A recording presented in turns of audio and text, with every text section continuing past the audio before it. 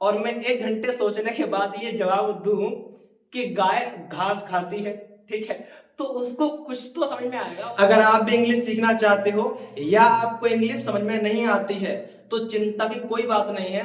आज मैं आपको बिल्कुल जीरो लेवल से समझाऊंगा कि इंग्लिश कैसे सीखें और कहां से शुरू करें।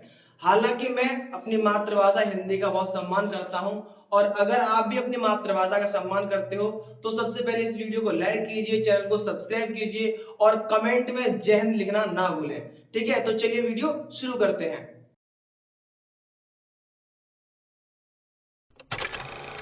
कुछ लोग इंग्लिश से डरते हैं क्योंकि उन्हें इंग्लिश नहीं आती, लेकिन अब इंग्लिश तो सीखनी ही पड़ेगी क्योंकि इंग्लिश का क्रेज दिनों दिन बढ़ता जा रहा है। और ऐसा इसलिए हो रहा है क्योंकि इंग्लिश जो है हमारा सब्जेक्ट होने के साथ साथ एक इंटरनेशनल लैंग्वेज भी है। और अब तो हिमाचल प्रदेश सरकार ने भी 5th क्लास तक के सभी स्कूलों को इंग्लिश मीडियम कर दिया है। ठीक है, तो अब तो आपको इंग्लिश सीखनी ही पड़ेगी, और कोई बात नहीं है, इस वीडियो से आप इंग्लिश की शुरुआत कर सकते हो। ठीक है, तो अब सबसे पहले ये समझते हैं कि इंग्लिश अल्फाबेट क्या होती है, उसमें लेटर्स कितने होते हैं। इंग्लिश अल्फाबेट जो होती है ए से लेके जेड तक, ठीक है, उसमें होते हैं टोटल 26 लेटर्स। ठीक है, 26 लेटर। अब लेटर से पहले मैं जरा आपको बता दूं कि अगर कोई ये पूछे कि भाषा की सबसे छोटी इकाई क्या होती है, ठीक है, तो the sound is the smallest unit of any language. किसी भाषा की सबसे छोटी इकाई जो होती है वो होती है ध्वनि, यानी आवाज, साउंड। ठीक है, और जब इन साउंड को एक फिगर दे दिया जाता है, एक रूप दे दिया जाता है, तो यही बन जाते हैं लेटर, यानी अक्षर। ठीक है, तो अब जैसे मैं एक्सप्लेन करना चाहूं तो ए से लेके जेड तक 26 लेटर्स होते हैं, यानी 26 अक्षर होते हैं। ठीक है, जिनमें ए, ई, आई, ओ, यू, ये 5 तो होते हैं वॉवेल्स। ठीक है, 5 होते हैं वॉवेल्स, और बाकी जो 21 बचते हैं 26 लेटर्स में से, ये 5 वॉवेल्स निकालने के बाद जो 21 लेटर्स बचते हैं वो होते हैं हमारे कॉन्सोनेंट्स, वो होते हैं हमारे कॉन्सोनेंट्स। ठीक है, इतनी बात क्लियर। ठीक है, अब ए से लेके जेड तक कैपिटल लेटर्स और स्मॉल लेटर्स वो तो आपको लिखना आते ही होंगे। ठीक, उसके बाद जैसे अब मैं अगर अभी फिगर ऑफ साउंड की बात कर रहा था, तो उसके लिए हम सबसे पहले अपनी हिंदी भाषा पे चलते हैं। ठीक है, हिंदी भाषा छोटे अ से लेकर ज्ञ तक। ठीक, इसे हिंदी वर्ड वाला, यानी जो अंग्रेजी वाली होती है ए से लेके जेड तक, उसे इंग्लिश अल्फाबेट बोलते हैं, और हमारा जो छोटे आ से लेके ज्ञान तक होता है हिंदी वाला, उसे हिंदी वर्णमाला बोलते हैं। अब देखो, अपनी मातृभाषा है हिंदी, ठीक है, तो हिंदी का सहारा तो लेना पड़ेगा, और इससे आपको एकदम मतलब एक बेटर तरीका मिलेगा, एक हेल्प मिलेगी इंग्लिश को सीखने समझने में। ठीक है, ये चीज तो छोटे आ से ज्ञान तक ये हमारी हिंदी वर्णमाला होती है। अब छोटे आ से ज्ञान तक इसमें टोटल लेटर्स कितने होते हैं? 52 लेटर्स। अगर आप काउंटिंग करोगे तो ओनली 49 ही निकलेंगे। अब बोलोगे सर 49 प्लस 3 तब जाके होते हैं 52, तो 3 वो लेटर्स कौन से हैं?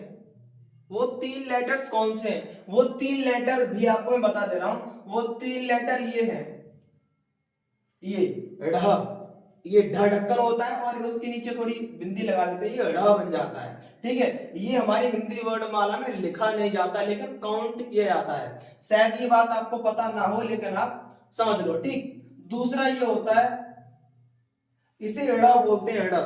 ठीक है, अब बोलोगे ये तो क वाली लाइन में भी आता है। नहीं, वो जो क वाली लाइन में आता है वो ये होता है, वो इस टाइप का होता है। ठीक है, और इसमें अंतर है। आप सड़क लिखोगे तो आप इसे नहीं लिखोगे, इसे लिखोगे। ठीक है, और इसके बारे में कुछ फैक्ट भी है, वो आपको मैं बता देता हूं कि देखो, क वर्ग जो होता है, क वाली लाइन, उसमें लास्ट में ये होता है। च वाली लाइन में ये लास्ट में होता है। ठीक है, ट वाली लाइन का लास्ट लेटर ये होता है। ठीक है, ये क वाली लाइन का, ट वाली लाइन का, और ये सॉरी, क वाली लाइन का, च वाली लाइन का, और ये ट वाली लाइन का, ये तीनों के एंड लेटर्स हैं। ठीक, त वाली लाइन में न आ जाता है, वो तो काउंट भी किया जाता है, लिखा भी जाता है। तो मैं इन तीनों के बारे में बता दूं कि ये तीनों जो लेटर्स हैं वो तीनों संस्कृत भाषा से लिए गए हैं। ये तीनों जो लेटर्स हैं वो तीनों लेटर्स हमारे संस्कृत भाषा से लिए गए हैं और हिंदी में यूज नहीं होते हैं।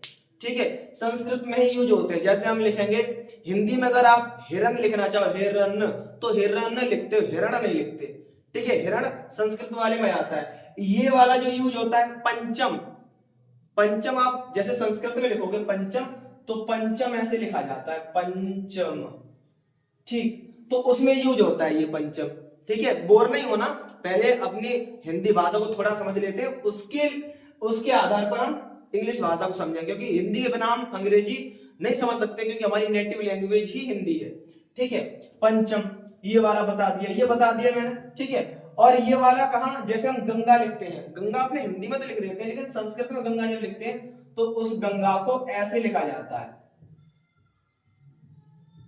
ठीक, ये गंगा ऐसे लिखी जाती है संस्कृत। तो कहने का मतलब ये तीनों लेटर जो है वो संस्कृत के। ठीक, अब ये मैंने डिफरेंशिएट बताया था, डिफरेंट किया था इसको, डिफरेंशिएशन इसमें और इसमें क्या डिफरेंस है। ठीक है, वो चीज बताई थी मैंने। तो 49 हो गए। तीन लेटर कौन से वो समझाने जा रहा था मैं। तो दो तो ये हो गए, और तीसरा होता है हमारा श्री वाला श्र, जो पापा के नाम के आगे श्री लगाते हैं, मम्मी के नाम के आगे श्रीमती लगाते हैं, उनमें जो श्र होता है वो ये वाला। तो ये तीन लेटर लिखे नहीं जाते, लेकिन इन तीनों को ऐड किया जाता है, तब जाके 49 और प्लस ये 3, तब बनते हैं पूरे 52 लेटर्स। ठीक है, तो ये हमारे हिंदी वर्णमाला का हिसाब किताब होता है। उसमें छोटे अ से लेकर बड़े ओ तक ये होते हैं हमारे स्वर, 11 स्वर। ठीक, पहले इनकी संख्या 13 थी, छोटे आ से लेके बड़ी अंग तक आते थे। ठीक है, लेकिन अब छोटी अंग और बड़ी अंग, छोटी अंग और बड़ी अंग, इनको हमने कौन सी श्रेणी में रख दिया, इनको हमने रख दिया भैया अयोगवाह वाली श्रेणी में। ठीक है, अब ये छोटी अंग बड़ी अंग निकाल दिए, ये अयोगवाह वाली श्रेणी में आ गए। अब स्वर में केवल छोटे आ से बड़े ओ तक ही आते हैं। स्वर वे होते हैं जिनकी मात्रा बनती है। ठीक है, तो इनकी मात्रा नहीं बनती है ये चीज, तो ये अयोगवाह में होते हैं। स्वर हमारे 11 होते हैं, इतने छोटे आ से लेके बड़ी सॉरी छोटे आ से लेके बड़ी अंग तक पहले हुआ करते थे 13, लेकिन अब 11 छोटे आ से बड़े ओ तक। ठीक, बाकी जो क से लेकर ज्ञ तक बचते हैं वो हमारे सारे होते हैं व्यंजन, वो हमारे सभी होते हैं व्यंजन। ठीक है, अब ये चीज मैंने आपको देखो, पहले अब हमने इंग्लिश अल्फाबेट क्लियर किया, 26 लेटर, 5 वॉवेल्स हो गए, 21 कॉन्सोनेंट्स। ठीक है, 52 छोटे आ से में बता दिए, 49 तो ये होते ही हैं, और प्लस में ये 3 और ऐड कर लिए जाते हैं, लिखे नहीं जाते लेकिन काउंट किए जाते हैं इनमें। स्वर कहां से कहां तक होते हैं बता दिए, व्यंजन भी बता दिए। अब बात आती है कि ध्वनि को जब हम एक रूप दे देते हैं तो वो अक्षर बन जाता है। ठीक है, अब कैसे भैया, तो वो समझ लो, जैसे फिगर ऑफ साउंड की बात चल रही थी, तो जैसे मान लो जिस भी बंदे ने भाषा बनाई होगी, मतलब भाषा के जो वर्ण बनाए होंगे, वर्ण मतलब अक्षर बनाए होंगे। ठीक है, तो उसमें क्या हुआ होगा कि जैसे अगर मान लो आज हम इसको न बोल रहे हैं, इसको क्या बोल रहे हैं आज हम, न। अब हमारे मुंह से जो साउंड निकल रही है न, न ये वाली जो आवाज निकल रही है साउंड, तो इस साउंड को, इस आवाज को उस बंदे ने ये वाला रूप दे दिया, इसलिए हम इसको आज न पढ़ रहे हैं। ठीक है, अगर वही बंदा जिसने ये वर्णमाला बनाई थी, वही बंदा इस न, इस वाली साउंड को, इस वाली आवाज को अगर ये रूप दे देता, इस टाइप से ये रूप दे देता, ठीक है, तो आज हम इसे न बोल रहे होते। अब ये तो बोलोगे सर आपने उल्टा कर दिया, नहीं, उल्टा कुछ भी लिख सकते हैं, उससे कोई दिक्कत वाली बात नहीं है। मैं सिर्फ आपको ये समझाना चाह रहा हूं कि जो साउंड निकल रही है मुंह से, उसको एक रूप दिया गया है और वही रूप बन गया अक्षर। जैसे मान लो हमने बोला क, तो क इस साउंड को ये रूप दे दिया उन्होंने। ठीक है, अब हमने बोला अगर प, तो प को उन्होंने ये रूप दे दिया। ठीक है, हमने बोला अगर त, तो त को उन्होंने ये रूप दे दिया। अगर मान लो पहले वो जब वर्ड अक्षर लिख रहे थे, वर्णमाला लिख रहे थे, उस टाइम पे तब वाली साउंड को अगर ये रूप दे देते तो आज हम ऐसे ता लिख रहे होते। ठीक है, आप बोले उल्टा ता बना दिया, उल्टा नहीं, बता रहा हूं मैं कि हम इस साउंड को अगर ये रूप दे देते पहले तो हम ऐसे ही आज लिख रहे होते। तो यहां तक ये क्लियर हुआ, ये क्लियरेंस देना चाह रहा था मैं आपको। अब ये क्लियर हुआ कि भैया अक्षर बनते कैसे हैं। ठीक है, अक्षर बनते कैसे हैं। ऐसे ही ये फिगर ऑफ साउंड का ये जो खेल होता है वो हर एक भाषा में होता है। सभी के अक्षर होते हैं, ए बी सी डी, अपने अंग्रेजी में भी ले लो। ठीक है, ए बी सी डी। अब ए बी सी डी जो है, हम उसको ए बी सी डी बोलते हैं, लेकिन इसकी रियल साउंड क्या होती है? इसकी रियल साउंड होती है अ, ब, स और द। ठीक है, अ, ब, स, द। ठीक, इस टाइप से ये रियल साउंड होती है इसकी, और इनको ये फिगर बना दिया गया, इनको ये रूप देखिए। ठीक है, अ, ब, स, द। अब ये बोलोगे इधर ये तो कुछ नया पढ़ा रहे हो आप, मतलब कुछ अलग टाइप का ही। अच्छा, अच्छी बात है, आपको कुछ नया लग रहा है, कुछ नया सीखने को मिल रहा है। ठीक है, अब बोलोगे ये कहां से ले आए? ये देखो, कभी आपने जैसे किसी प्रकार हिंदी का कोई क्वेश्चन पेपर आया होगा, कभी आपने देखा हो कि जैसे हिंदी का हो, किसी और का भी कोई क्वेश्चन पेपर हो, तो जब हिंदी भाषा में उसमें ऑप्शन दिए जाते हैं, जैसे अगर अंग्रेजी में ऑप्शन देगा कि भैया कोई क्वेश्चन लिख दिया, उसका ऑप्शन दे रहे हैं A B C D, first second third fourth. ठीक है, इस टाइप से अगर हिंदी में तुम ऑप्शन देखोगे तो हिंदी में ऑप्शन वो इस टाइप से देते हैं, अ, ब, स, द। ठीक, देखा कि नहीं देखा है? जरूर देखा होगा, ध्यान करो। ठीक है, अ, ब, स, द, ये चार ऑप्शन ऐसे दिए जाते हैं हिंदी के। ठीक है, तो अ, ब, स, द। अब बोलोगे ये अ के बाद सीधे ब कहां से आ गया, ब के बाद सीधे द कहां से आ गया, सॉरी स कहां से आ गया, अ के बाद ब के बाद स कहां से आ गया, और स के बाद द क्यों रख दिया? द तो स से पहले आता है अगर हिंदी वर्णमाला की बात करें तो, है कि नहीं है? तो ये द लास्ट में क्यों आ गया, और कैसे आ गया? बीच के लेटर्स कहां गए, यही क्यों चूज किए? तो ये इनकी रियल साउंड है भैया, सीधी बात। ठीक है, ए बी सी डी की रियल साउंड है अ, ब, स, द। तो मेरे कहने का मतलब ये है कि ये फिगर ऑफ साउंड की बात हो गई, यहां तक बात हो गई फिगर ऑफ साउंड की। तो साउंड जो है बहुत ही इंपॉर्टेंट चीज है। व्याकरण जो पढ़ते हैं हम, ग्रामर, हिंदी व्याकरण, उसमें सबसे पहला चैप्टर आता था पहले, अब खैर नहीं पता, लेकिन पहले सबसे पहला चैप्टर ये आता था भाषा के बारे में। ठीक है, भाषा कितने प्रकार की होती है, मौखिक, लिखित, सांकेतिक वगैरह, है ना? उसमें भाषा की इकाई क्या होती है सबसे छोटी? तो किसी भाषा की सबसे छोटी इकाई ध्वनि होती है, शायद आपको याद आ गया होगा। ठीक है, तो वही साउंड का सारा फंडा है। तो ये चीज मैंने आपको यहाँ पे इतनी क्लियर कर दी। ठीक है, अगर आपको अच्छा लगा है, ठीक है, तो और आगे देखते रहिए, आपको पूरा क्लियर समझ में आएगा। अब यहां तक तो हमें समझ में आ गया कि जैसे अगर मैं ये कहूं कि ए बी सी डी, ठीक है, लेकिन अब रियल साउंड आपको इनकी पता चल गई, तो खैर ए बी सी डी थोड़ी देर के लिए रहने दीजिए, ऐसे बोलो अ ब स द। ठीक है, ये चीज, तो ये तीनों जो चारों मैंने ये लेटर लिख दिए, मतलब जो साउंड को हमने रूप दे दिया, एक फिगर दे दिया और इस टाइप से लिख दिया, तो ये लेटर बन गए। ये भी लेटर है, ये भी लेटर, ये भी लेटर, ये भी लेटर।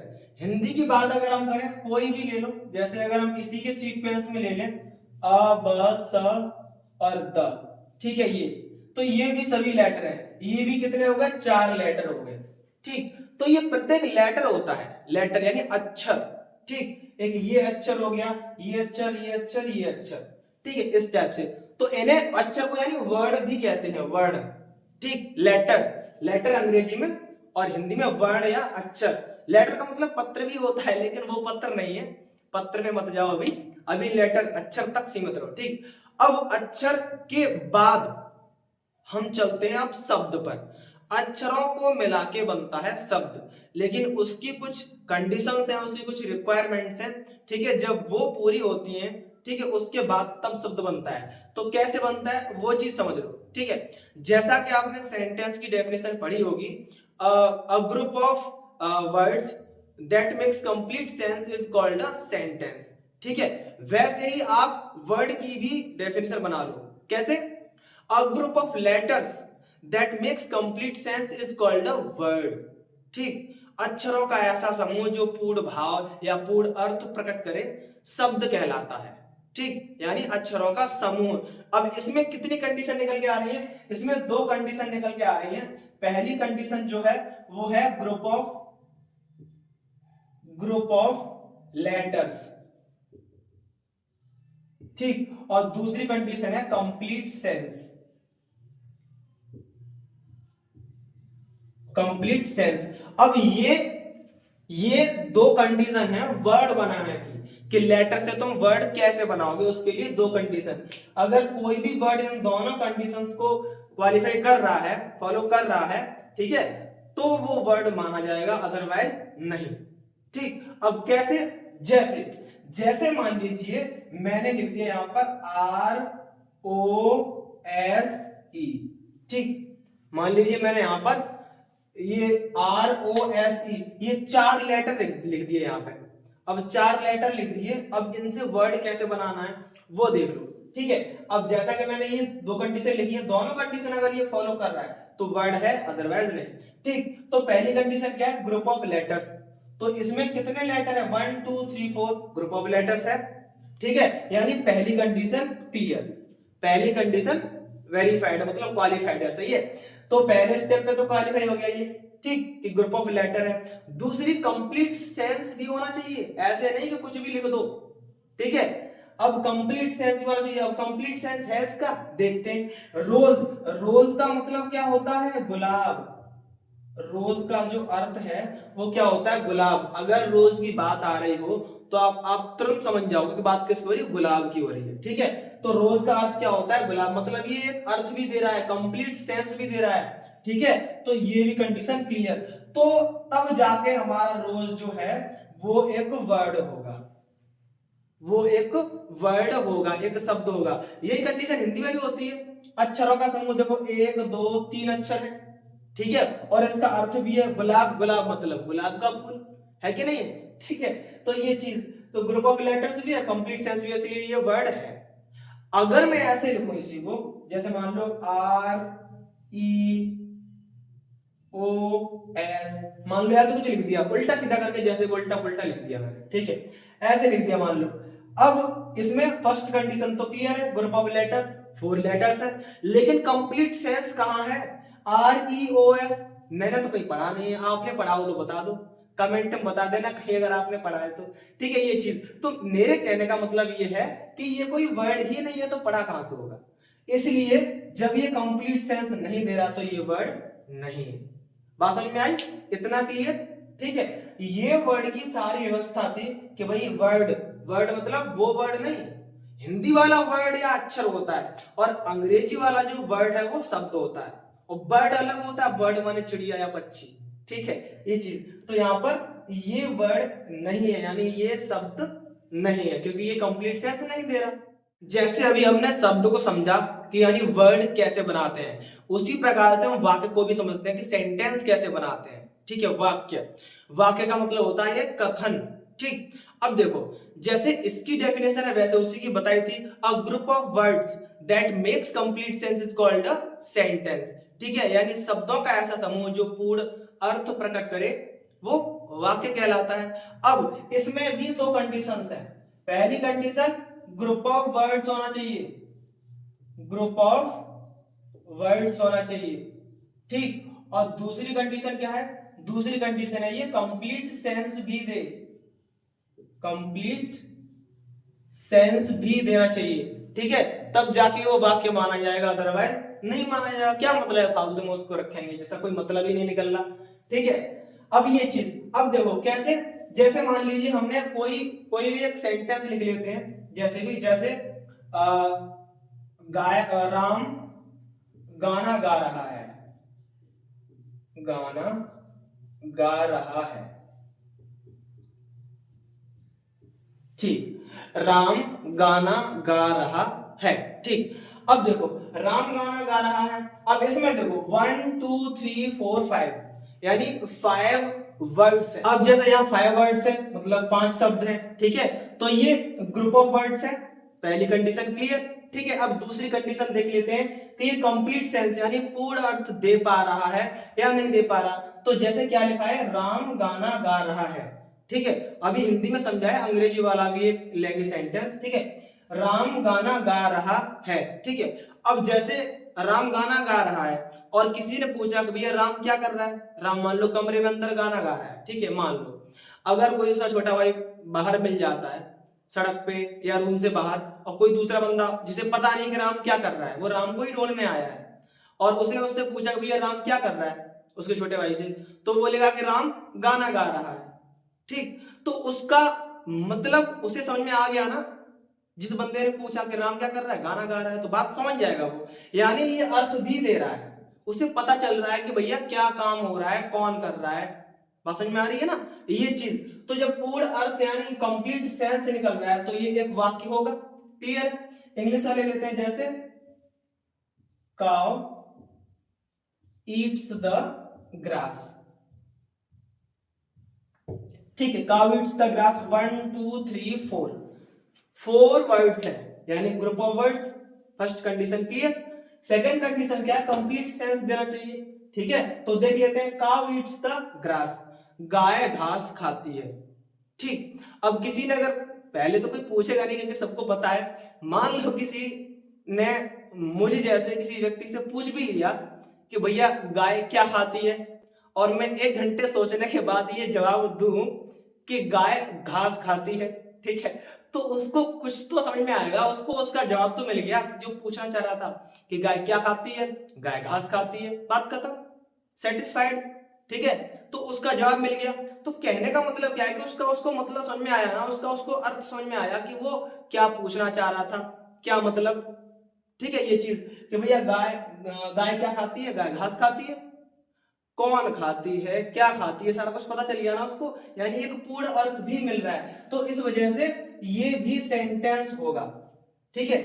इंग्लिश में सेंटेंस कह देते हैं, हिंदी में वाक्य कह देते हैं, बात तो वही है, कोई ज्यादा वो नहीं है। अच्छा, मैं आपको ये चीज बता दूं कि देखो, केवल आप अगर इंग्लिश को सीखना चाहोगे तो आपको थोड़ा डिफिकल्टी होगी, ठीक है, क्योंकि हमारी नेटिव लैंग्वेज जो है वो क्या है, हिंदी है। और अगर आप हिंदी का सहारा ले लो तो अंग्रेजी बहुत आसान हो जाती है समझने में, बहुत आसान हो जाती है समझने में, ठीक है। और मैं ऐसे नहीं कह रहा, ठीक है, क्योंकि ये मेरा खुद का भी एक्सपीरियंस है। और दूसरी बात ये रही कि अपने जीवन में, जैसे अपनी डेली लाइफ में कुछ वर्क करते हो, कहीं भी जा रहे हो, तो अपने बोलचाल में कुछ इंग्लिश के वर्ड ऐड करो, ठीक है। कोई भी चीज मांगनी है, कुछ देना है, कहीं जाना है, तो थोड़ा 2 4 अंग्रेजी का वर्ड भी उसमें शामिल करना सीखो। I am going to market ऐसे बोल दो, ठीक है। वैसे तो ज्यादातर लोग यूज करने भी लगे हैं, कोई ये नहीं कहेगा कि मैं अब बाजार जा रहा हूँ, ज्यादातर लोग यही बोलते हैं कि मैं अब मार्केट जा रहा हूँ, ठीक है। तो ये चीज, कोई ये भी नहीं कहता कि मैं विद्यालय जा रहा हूँ, मैं स्कूल जा रहा हूँ, ठीक है।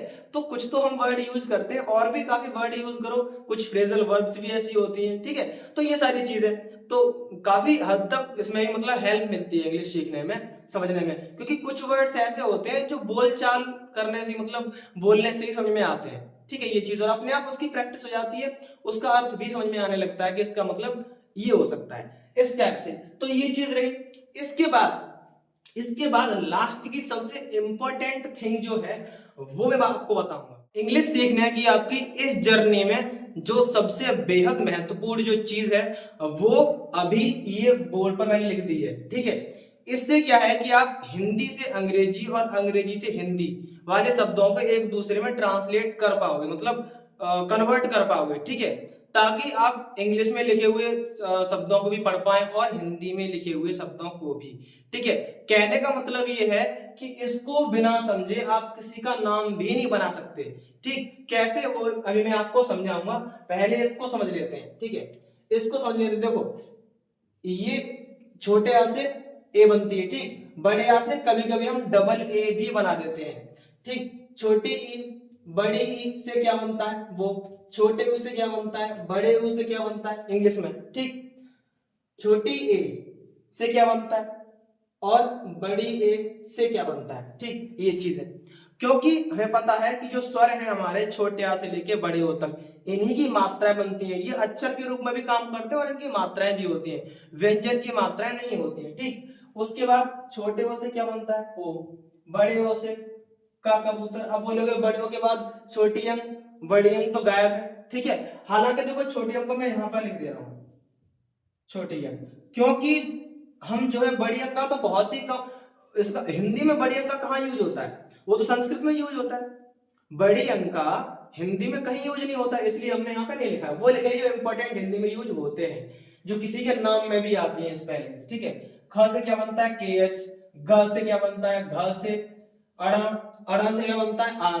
अब बोलोगे कैसे, आपको एक एग्जांपल ही देके दिखाता हूं। जैसे मान लो सड़क, सड़क के लिखेंगे तो एस, स से क्या बना एस, कोई मात्रा नहीं है तो छोटे आ की मानी जाएगी, ये ध्यान रखना, छोटे आ की मानी जाएगी, हम यहाँ पर ए लगाएंगे, ठीक। अड़ा से क्या बनता है आर, बता दिया आपको, फर्स्ट लेटर कैपिटल बाकी स्मॉल, आर, उसके बाद कोई मात्रा नहीं है इसमें भी तो ए लगाएंगे, लास्ट में क से क्या बनता है के, ठीक। यहां से देख देख के लिख लो, ठीक है, कुछ देर में याद हो जाएंगे आपको के।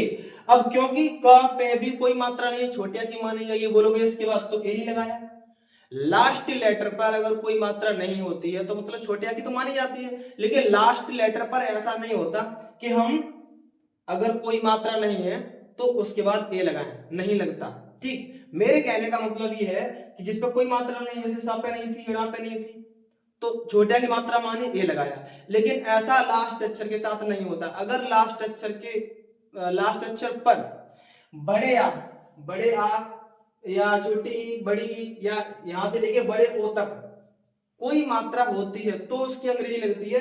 लास्ट अक्षर पर छोटे आ की मात्रा के लिए ए नहीं लगाते, ठीक। यानी लास्ट अक्षर पर छोटे आ की मात्रा है तो उसके लिए ए नहीं आएगा, लास्ट में के बाद ए नहीं आएगा, ठीक। और जैसे देख लीजिए, मान लो साड़ी होता है, साड़ी, तो कैसे लिखते हैं उसको, एस ए आर और डबल ई, अड़ा के लिए हम आर लगाते हैं, बड़ी की मात्रा के लिए डबल ई, आई भी लग जाता है, ठीक है। जैसे मान लो गीता, तो जी आई टी है, गीता हो गया इस टाइप से, आई भी लग जाता है, ये सारी चीज। तो यहां तक ये क्लियर। उसके बाद च से क्या बनता है सी एच, ठीक।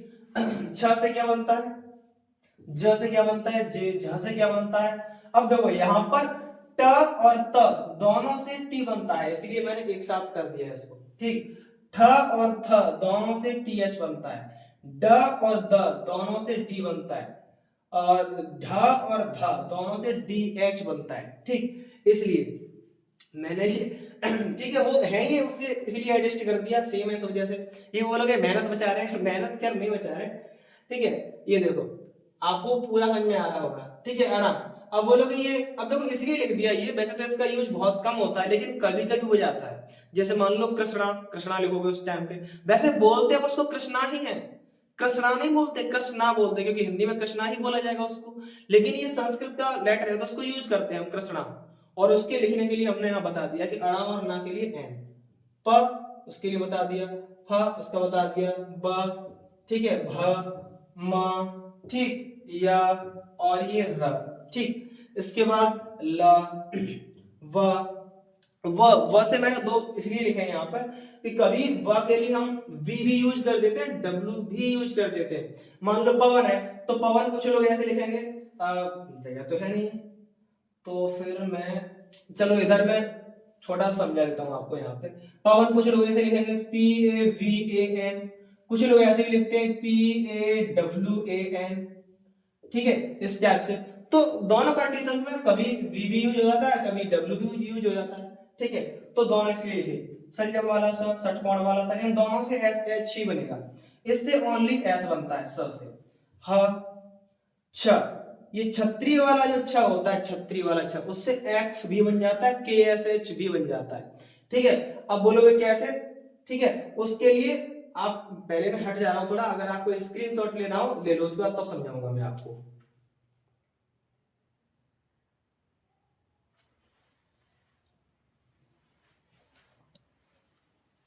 हाँ, तो अब आपको समझाते हैं यहाँ पर थोड़ा ऊपर से, क्योंकि मिटाना पड़ेगा, जगह नहीं है, तो समझाते हैं आपको। देखो जैसे ही बात चल रही थी एक्स और के एस एच की, ठीक, तो यहाँ थोड़ा सा हम रफ कर लेते हैं, ठीक। अब जैसे मानो लक्ष्मी है, ऐसे अगर हम लिखें लक्ष्मी, तो कुछ लोग इसको L A X M I, sorry, L L A X, हाँ सही है, ठीक, LAX, सही तो लिख देते, ठीक है, LAXMI।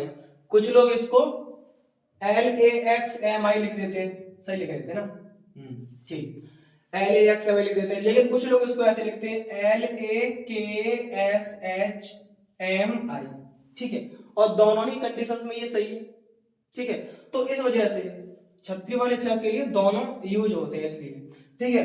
त्र से बनता है TR, जैसे त्रिपाठी तो TRIPA THI, ठीक है। तो इस टाइप से त्रिपाठी, ज्ञा से GY, श्री वाला श्र। कुछ वर्ड इसमें अदर भी यूज किए जो मैंने हमारी वर्ड माला में नहीं जोड़े जाते हैं, कुछ हटा भी दिए जो इंपॉर्टेंट, जो हिंदी में नहीं यूज किए जाते उनको, ठीक है, हिंदी इंग्लिश जिनकी बनाई जाती है ऐसे स्टेप से। ये ट्रांसलेशन नहीं है, कन्वर्सेशन है, ठीक है, कन्वर्ट करना है केवल। श्र और अंग का बता दिया, ठीक है, स्टेप से। अब अंग वाला एक बता देते हैं आपको, कुछ और वर्ड्स बना के आपको बता देते हैं, जैसे कैसे बनता है क्या है, ठीक है। उसके बाद देखो, जैसे मान लीजिए ये है मान लो कंचन, तो आपको बता दें अंक जो है, जो छोटी अंक, ठीक है, ये अंक की बिंदी जो बोलते हैं छोटी अंक, ये स्वर नहीं है और स्वरों की केवल मात्रा बनती है, तो हम इसे कंचन, ये अंक की बिंदी बोलेंगे, अंक की मात्रा नहीं बोलेंगे, मात्रा बनती नहीं है, स्वर की मात्रा बनती है, छोटी अंक स्वर नहीं है, तो क्यों उसकी मात्रा बनेगी, नहीं बनेगी, अंक की बिंदी, ठीक है। इस वजह से तो यहां पर अब देखो ये जैसे क, अब क तो पूरा है ना, कोई मात्रा नहीं है, तो छोटे अ की मानी जाएगी, के बाद ए। उसके बाद अंक की बिंदी का मतलब होता है आधा न, तो यहाँ पर एन और एन के बाद ए नहीं लगेंगे, ठीक। च से CH, पूरा है च, कोई मात्रा नहीं है, छोटे आ की मानी जाएगी, ए लगा दिया। न से एन, ठीक है, छोटे आ की मात्रा है तो एन के बाद ए इसलिए नहीं लगाएंगे क्योंकि वो लास्ट लेटर है। बात समझ में आई, इस टाइप से, ठीक है। तो ये सारी चीज, अब ये सारा क्लियर हो गया कैसे आप हिंदी से इंग्लिश और इंग्लिश से हिंदी शब्द आप प्रैक्टिस भी कर लेना, ये बहुत इंपॉर्टेंट चीज है, प्रैक्टिस भी करते रहना, इससे क्या है कि आपको पढ़ने में भी सुधार आएगा, बोलने में भी, लिखने में भी। अब ठीक है, एक और लास्ट बता देता हूं, जैसे मान लो ये है राजेंद्र, अब इसकी आप कैसे अंग्रेजी बनाओगे, ठीक है, एक लास्ट बता दे रहा हूं, उसके बाद वीडियो को हम समाप्त करेंगे। देखो जैसे र, आर बढ़िया का डंडा है, मतलब बढ़िया की मात्रा है तो ए, ठीक। ज से क्या बनेगा, पहले अक्षर की अंग्रेजी उसके बाद मात्रा की, ज से क्या बनेगा जे, छोटी ए की मात्रा है एक तो ई बनता है इससे। आधा ना, क्योंकि आवाज निकालेंगे, राजेंद्र, हिंदी से जो इंग्लिश बनती है नामों की, वर्ड की, वो बनती है साउंड के हिसाब से, आवाज के हिसाब से, तो राजेंद्र, द्र से पहले आधा ना आ रहा है, ना की आवाज आ रही है, तो आधा ना मतलब एन के बाद ए नहीं आएगा। फिर द्र, द्र का मतलब DRA, द्र, आधा द और पूरा र, ठीक, इस टाइप से। तो राजेंद्र, तो इस टाइप से क्या है कि आप हिंदी टू इंग्लिश और इंग्लिश टू हिंदी वर्ड बना सकते हो, प्रैक्टिस कर सकते हो, ठीक है। उसके बाद क्या आता है, उसके बाद पूरी हमारी ग्रामर स्टार्ट होती है। ये तो बेसिक लेवल वाली चीजें थी, बिल्कुल जीरो से आपको लेके बताया है, ठीक है। इसके बाद बिल्कुल कोई अनपढ़ होगा वो भी सीख लेगा इनसे, ठीक है। अच्छा, इसके बाद स्टार्ट होती है हमारी ग्रामर, सेंटेंस के पार्ट्स, टाइप, उसके लिए न्यू वीडियो आने वाला है, ठीक है, वीडियो जरूर देखिएगा। धन्यवाद।